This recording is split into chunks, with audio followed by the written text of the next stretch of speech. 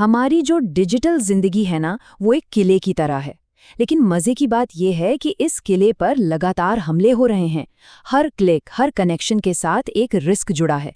लेकिन जैसे जैसे खतरे बढ़ रहे हैं, वैसे वैसे हमारी हिफाजत के तरीके भी बदल रहे हैं।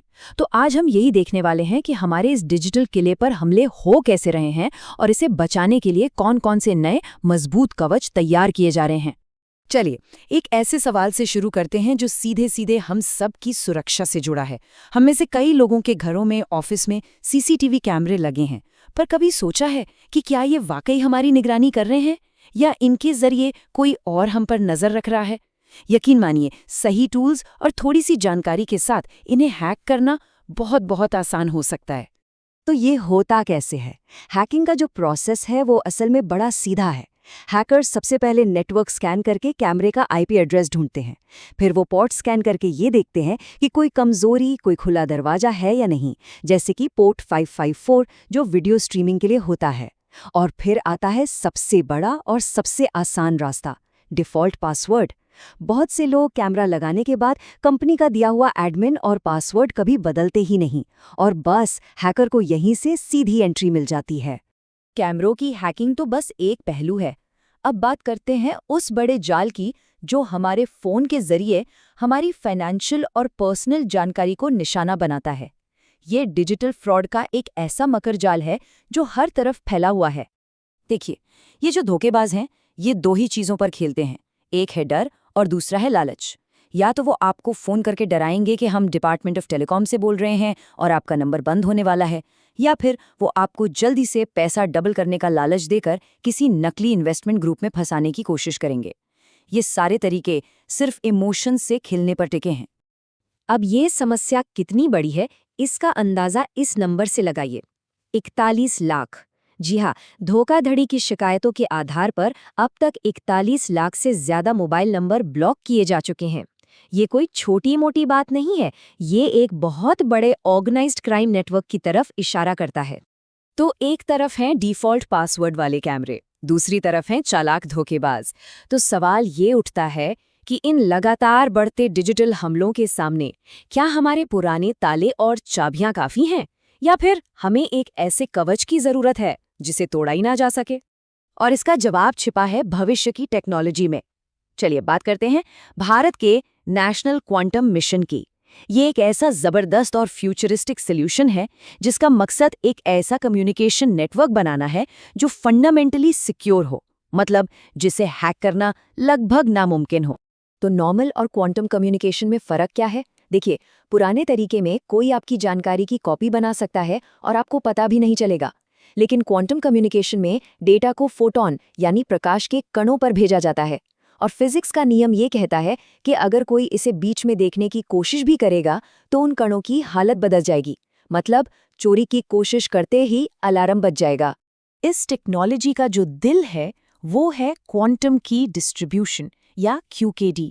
आसान भाषा में समझें तो ये एक ऐसी डिजिटल चाबी भेजने का तरीका है जिसे अगर कोई गलत इंसान छू ले तो वो अपने आप टूट जाती है। जैसे ही कोई जासूसी की कोशिश करेगा, ये चाबी खुद को बदलकर अलर्ट भेज देगी। कमाल है ना? और सुनिए, ये सिर्फ कोई थ्योरी नहीं है। भारत ने असल में 1000 किलोमीटर लंबा, लगभग hack proof quantum communication network बनाकर तैयार कर दिया है। और सबसे गर्व की बात जानते हैं क्या है? ये पूरी तरह से स्वदेशी तकनीक है जिसे हमारे वैज्ञानिकों ने तय समय से भी पहले पूरा कर दिखाया है।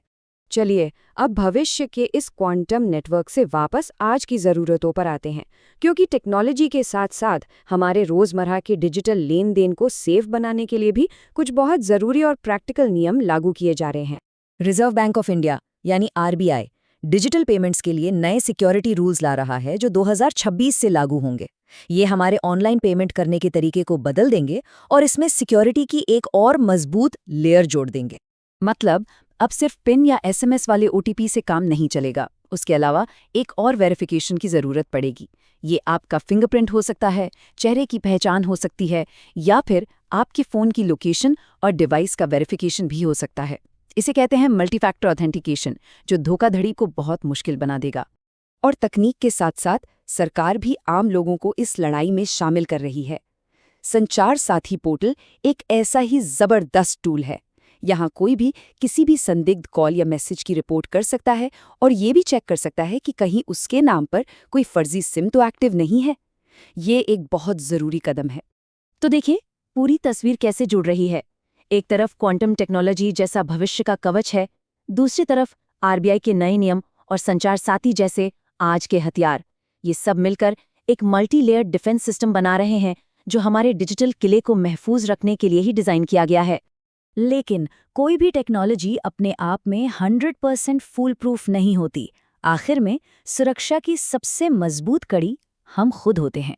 ये जो पुरानी कहावत है, ये डिजिटल दुनिया में भी उतनी ही सच है। एक पल की लापरवाही एक बड़ी मुसीबत का कारण बन सकती है। तो असल बात ये है कि कुछ छोटे छोटे कदम हम सभी उठा सकते हैं।